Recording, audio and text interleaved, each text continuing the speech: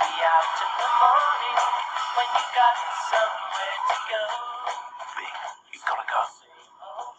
Come on. I'm eating breakfast. I could lose my job if they found out I gave you this bed. Listen, this time next month, you'll be second engineer on a cruise ship heading for the sun. Tell them to stop the job. Sights are broke, but it's home.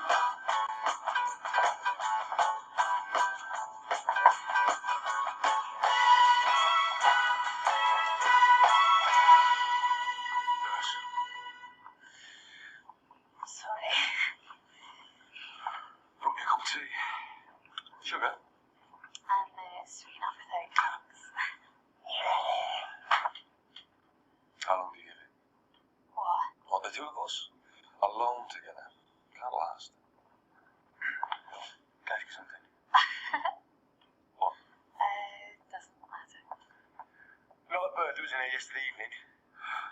Which one? Monday. Nah, forget about it. She's got a boyfriend already. He's 6'2" and plays rugby league for Hull KR. Yeah, he'd use you to practice his up and unders. She hasn't got a sister, has she? And Fawcett. I just say hello. It's decent. How about last night? Fun, wasn't it? Yes, but maybe not such a good idea. What's the problem? Consenting adults and all that? I think you know what the problem is.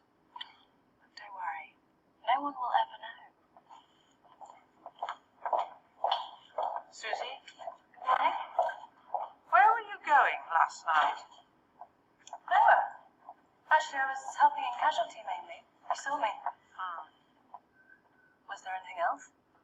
I know it's been a long night, but you really should tidy that cap. Yes, Mage. You can't stay here. Keep your hair on. I don't want to get the sack. I can't afford to. What about the leeward stand? I'm sorry. No, I can't do it. This is the only patient not accounted for, matron. Excuse me, sir. What is your name, please? Mr. Crosby. And may I say what a lovely hospital you've got here? You're not on my list. Oh, sorry about that, darling. Would you like my phone number? No? You say that you were on the bus. He was one of the first to come in. So why did none of the other passengers know anything about you? Who are you really? I'm a ship's engineer. And what are you doing here? Doctor Whitby last night had to get to Leeds, jumped on the first bus to the store. Which wasn't in service. Tell you the truth, neither was I, because I'd taken a drink or three. Most of the others had it on. I hopped on board, nobody seen that bothered. Has the doctor seen you? No, not yet, no. I can't stay. You just find me my trousers, and I'll be gone. Wouldn't want to cause anyone any trouble. Come in. The police have been taking statements. Everyone on the bus says that Reg Statham was driving. Well, there's a surprise. You're convinced that it was Devon Walcott? Well, that's what the medical evidence suggests. What's the point? I believe Devon's brother. You know that he was arrested for assaulting Statham? Yes, I heard. The trouble is, he's frightened of Statham. They all are. Well, it's not really our problem, is it? Well, that depends on how you look at it.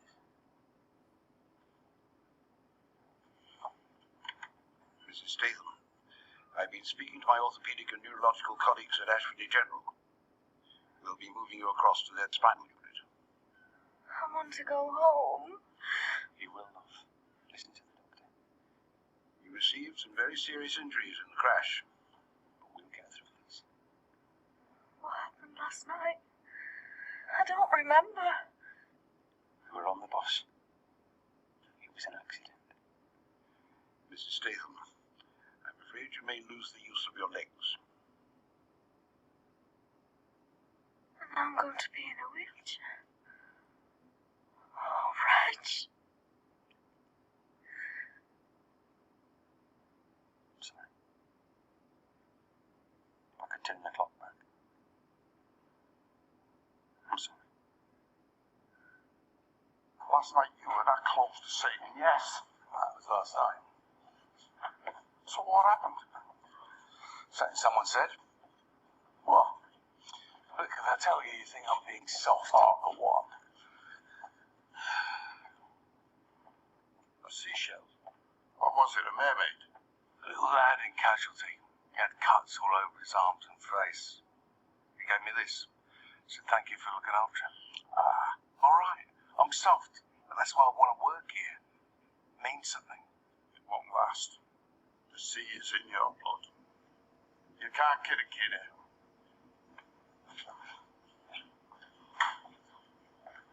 You still here? And counting the overtime. Where's Bing going? On his way to Southampton. First engineer on a cruise ship. That's the life, eh? Didn't it just? Lucky sunset. I've got a confession. I didn't really go out on a date with Mr. Carnegie last night, so you better have this bag. Gave me a lift to the nurse's home, and that hardly counts as a date. I can't send this back. It's been warm. I'll buy it from you. And the other ones as well. You can't do that. Mummy sent a cheque. And, do me a favour. Don't tell anyone about the silly bet. I'd be so embarrassed. Oh, morning. If you'll give her Mr. Middleditch, he's in with Matron. Oh, thanks, Lizzie, but I've got an errand to run. Has Mr. Rose spoken to you? Why, should he have? I thought he might have told you that I wasn't well last night. I don't know why I'm being so sensitive about it. It's just that, well, things have changed. There's no one I can talk to now, not really.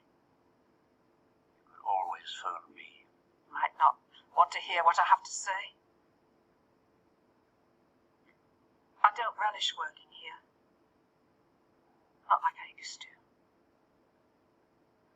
I worry so much more and I get far less done.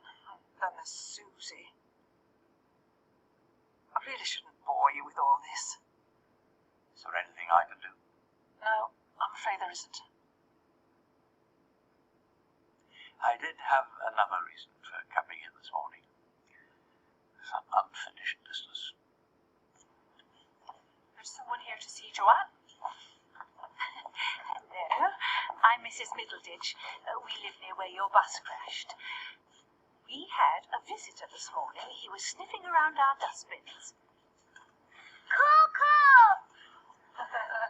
We don't often get recoveries like that. That's our Joanne.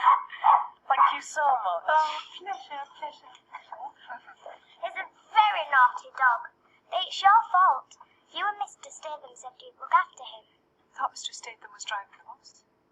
He was. Mum? Joanne,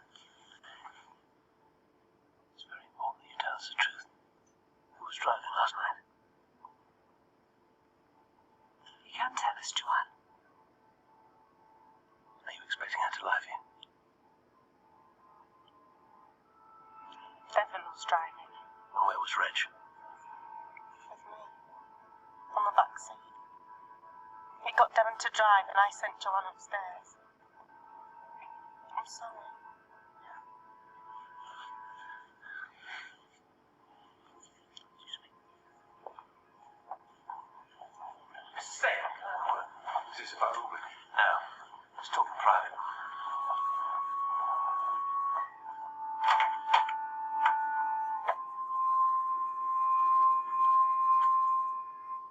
What are you doing here? The police gave me bail. Look, pal, it wasn't my fault. None of it. I've been talking to Beryl Outridge and her daughter. The little girl saw the two of you and she told the truth. You persuaded Devon to drive that bus so you could sit on the back seat with Beryl. He could have said no. No, he couldn't, George. He knew what happened to people who say no to you. I wish he had. Because now Devon is dead. And Ruby, well, she's as good as. Have you told her? That's my business. Not anymore. See, everyone knew the truth about you. That you're a bully, a liar, and a cheat. It's just no one ever said it. Well, she's going to find out now. It was supposed to be a bit of fun, a day out. Beryl and me, what's the harm in that?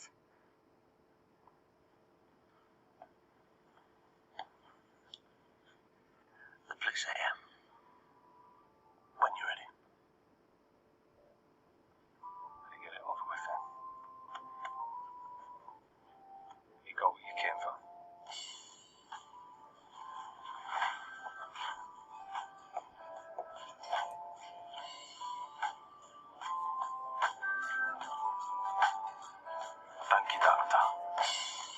everything you've done for me and my brother.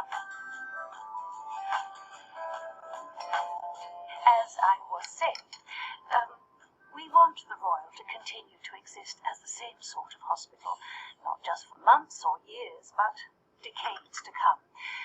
But we know that it will have to change with the times, so we've talked it over and agreed that the best possible way to do this is to give the money to make the necessary changes. So, here you are. Matron, please.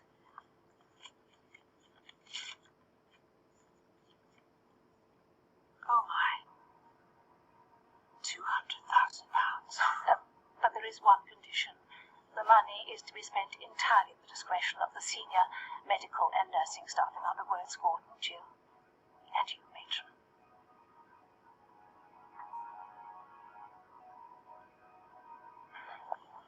All right. Just getting some fresh air. Do you want to get a coffee? No, just want to go to bed. Can't believe I said that. Coffee tomorrow, I'm on call. and I'm working late shift again. We're pretty useless at this stage in business, aren't we? Well, like my school report used to say, must try harder. Let's do that.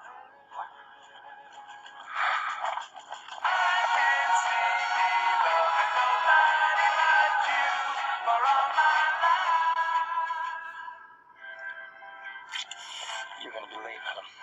So, you'll let them fire me, will you? He was my friend. He trusted me. Is that a proposal that... It's never. Not that Never was given a girl's phone number but didn't ring her. Since this ridiculous affair started, you've behaved like an empty-headed little tramp.